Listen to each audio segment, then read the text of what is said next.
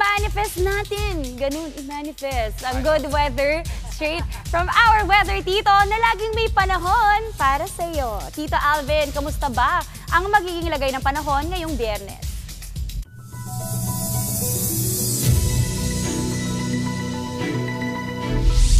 Good morning, Maui, at good morning mga kapatid. Ulat panahon pumunta tayo ngayong araw ng Biyernes.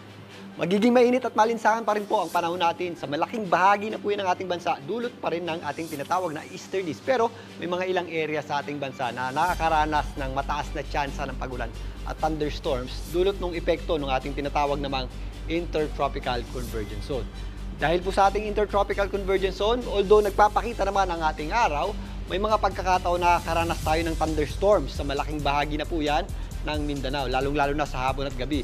Particularly sa mga areas ng Davao Region, yung ibabang bahagi nito, ilang bahagi ng Caraga, maging dito sa Northern Mindanao, BARMM at Soc-Sargen. Ganun din po ang ating panahong aasahan dito sa malaking bahagi ng Zamboanga Peninsula, kasama na po dyan ang Basilan, Sulu at Tawi-Tawi. Again, mag-ingat po tayo sa mga posibleng epekto ng mga pag-ulan dulot ng ating mga thunderstorms dahil biglang buhos po yan ng malakas na pag-ulan na may kasamang pagkulog at pagkidlat at posible po yung magpaba or magdulot ng mga flash floods at landslides.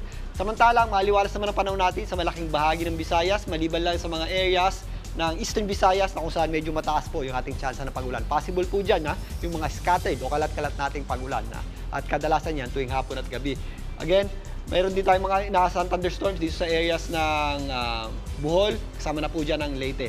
Although nagpapakita naman ng ating araw, mataas po ang ating tsansa ng pag-ulan dulot ng ating intertropical convergence zone. Samantalang, matinding init ng panahon pa rin ang ating aasahan sa malaking bahagi na po yan ng Luzon. Particularly, ito pong mga areas na nasa pagitan ng bundok, ang Cagayan Valley, maging dito sa Ilocos Region, kasama na po dyan ang La Union, lalong-lalo na ang Pangasinan. Magiging mainit at malinsangan din po ang panahon natin sa malaking bahagi ng Central Luzon, kasama na po dyan ito pong Bicol Region at ito pong areas ng Calabarzon.